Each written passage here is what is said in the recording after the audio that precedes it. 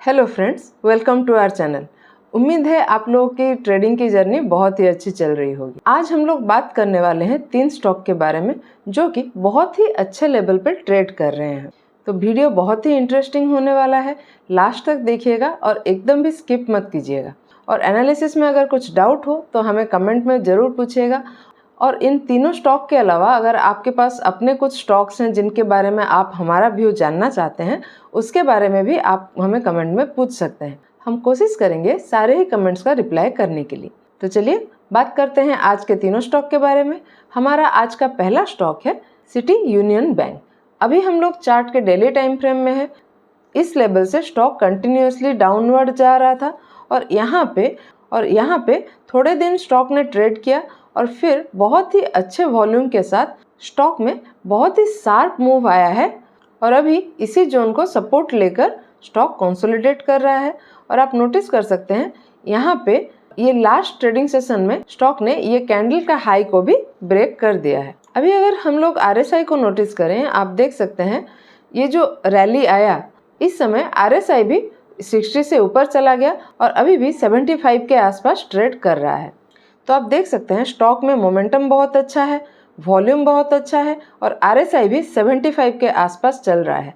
तो यहाँ पे अगर मुझे एक एंट्री प्लान करनी हो तो मैं कोशिश करूँगी ये जो कैंडल का हाई है अराउंड 160 के लेवल का, ये हाई अगर ब्रेक होता है तो मैं अपना ट्रेड प्लान यहाँ पे कर लूँगी। उस केस में मुझे पहला टारगेट ये 167 के लेवल पे मिल जाएगा। थोड़े लॉन्गर टारगेट के लिए हमारा जो ये कप है, मैं इसके डेप्थ को कंसिडर करूँगी और इसको हम प्लॉट कर देंगे हमारे रेजिस्टेंस के ऊपर। तो हमको हमारा थोड़ा सा लॉन्ग पोजीशन का टारगेट मिल जाएगा अराउंड 183 के लेवल पे। यहाँ पे हमारा प्रॉपर स्टॉप लॉस जो है वो 150 के नीचे बन रहा है। यहाँ पे हम लोग रिस्क रिवार्ड का रेशियो अगर नोटिस करें तो आप देख सकते हैं हमारा पहला टारगेट करीब 5% का और दूसरा टारगेट करीब 14-15% का बन रहा है और यहाँ पे रिस्क जो है करीब 5% का बन रहा है। तो यहाँ पे अगर हम पहले टारगेट के हिसाब से देखें तो हमारा स्टॉप लॉस जो है थोड़ा बड़ा हो रहा है। तो ये जो हमारा एंट्री का लेवल है, हाई ब्रेक होने पे जो एंट्री हम लोग बना रहे हैं 160 के लेवल पे, तो इस वैल्यू से अगर थोड़ा सा रिटेस्ट होता है, इस सपोर्ट के आसपास कहीं पे रिटेस्ट होता है, तो मैं कोशिश करूँगी फिर से कुछ क्वांटिटी ऐड करने के लिए ताकि मेरा एवरेज थोड़ा अच्छा बन जाए। चलिए अभी बात कर लेते हैं हमारे आज के दूसरे स्टॉक के बारे में। आज का हमारा दूसरा स्टॉक है दीपक नाइट्रेट। अभी हम लोग चार्ट के वीकली टाइम फ्रेम में है। यहाँ पे स्टॉक साइडवेज दिख रहा है, लेकिन हम थोड़ा अगर गौर से देखें तो आप देख सकते हैं यहाँ पे स्टॉक अपना लोज नीचे नीचे शिफ्ट कर रहा था, लेकिन इस जगह से आप देख सकते हैं, देखिए ये जो लोज है ऊपर की तरफ शिफ्ट हो रहा है और हाईज भी ऊपर की तरफ शिफ्ट हो रहा है। तो हम यहाँ पे बोल सकते हैं स्टॉक थोड़ा सा अप ट्रेंड में आ गया है। यहाँ पे मैं अगर एक ट्रेंड लाइन ड्रॉ करूँ तो आप देख सकते हैं इस जगह पे एक रेजिस्टेंस जोन क्रिएट हो रहा था, यहाँ से भी लास्ट वीक ब्रेकआउट हो गया है। अभी चलिए स्टॉक को डेली टाइम फ्रेम में देख लेते हैं।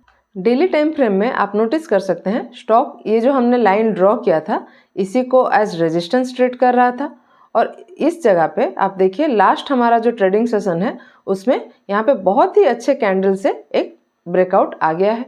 और अगर आप वॉल्यूम को नोटिस करें, वॉल्यूम में भी आप देख सकते हैं बहुत ही अच्छा वॉल्यूम यहाँ पे बना है।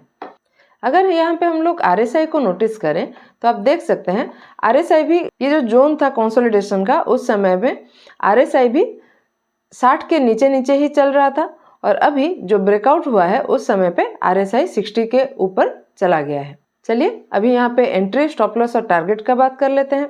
यहाँ पे ये जो हाई है 2308 के लेवल का, ये ब्रेक होने पे मैं अपना एंट्री प्लान करूँगी और यहाँ पे अगर थोड़ा सा स्टॉक में करेक्शन आता है तो ये रिटेस्ट लेवल पे भी मैं थोड़ा सा क्वांटिटी ऐड करूँगी। तो उस केस में हमको पहला टारगेट 2381 के लेवल पे और दूसरा टारगेट 2516 के लेवल पे मिल सकता है।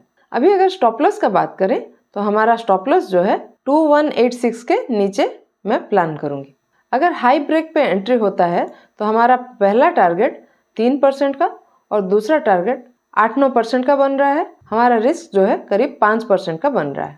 यहाँ पे अगर रिटेस्ट पे मैं एंट्री प्लान करती हूँ तो मेरा रिस्क जो है करीब 3% का बन सकता है और उसके सामने मेरा रिवार्ड मिलेगा वो पहला टारगेट पे 6% का और दूसरा टारगेट करीब 12% का बन सकता है। चलिए अभी बात कर लेते हैं हमारे तीसरे स्टॉक के बारे में। हमारा आज का तीसरा स्टॉक है MCX। अभी हम लोग चार्ट के डेली टाइम फ्रेम में है और आप देख सकते हैं स्टॉक जो है ऑल टाइम हाई पे ही चल रहा है। अभी इस जगह पे मैं एक ट्रेंड लाइन ड्रॉ करूं तो आप देख सकते हैं ये जो लाइन है इसको स्टॉक एज रेजिस्टेंस ट्रीट कर रहा था और 9 तारीख को यहाँ पे ये लाइन का ब्रेकआउट हो गया है और स्टॉक ने लास्ट ट्रेडिंग सेशन में ही 4% का अपमूव दे दिया है और यहाँ पे हमको वॉल्यूम एक्टिविटी भी अच्छी दिख रही है।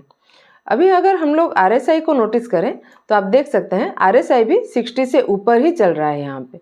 चलिए बात कर लेते हैं मैं अपना एंट्री इस स्टॉक में कैसे प्लान करूंगी। यहाँ पे एंट्री के लिए मेरे पास 3 तरह का ऑप्शन है। पहला, अगर हम लोग नोटिस करें यहाँ पे आप देख सकते हैं एक रेजिस्टेंस जोन बन रहा है, तो यहाँ पे हाई ब्रेक होने पे एंट्री करना रिस्की हो सकता है क्योंकि यहाँ पे हमको रेजिस्टेंस दिख रहा है। तो मैं यहाँ पे क्या करूँगी, यहाँ पे अगर एक ब्रेकआउट होता है ये रेजिस्टेंस से और स्टॉक में थोड़ा सा रिटेस्ट आता है इस लेवल के आसपास, तो यहाँ पे मैं अपना जो है एंट्री प्लान करूँगी। मेरा दूसरा क्या प्लान है एंट्री का, अगर स्टॉक यहाँ से ब्रेकआउट नहीं होता है या फिर ब्रेकआउट होता भी है तो ज़्यादा ऊपर नहीं जाता है, इसी जोन के आसपास कहीं कंसोलिडेट करता है और इस लेवल पे कहीं पे अगर रिटेस्ट के लिए आता है तो भी मैं अपना एंट्री प्लान यहाँ पे कर सकती हूँ।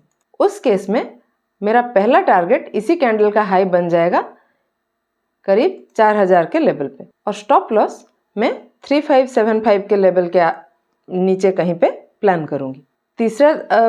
अभी तीसरा ऑप्शन भी देख लेते हैं। मान लीजिए यहाँ पे ये ब्रेकआउट भी नहीं आता है और स्टॉक इतना नीचे भी नहीं आता है, तो अभी ये पाथ को थोड़ा क्लियर कर लेते हैं और हमारा तीसरा सिनेरियो को भी समझ लेते हैं।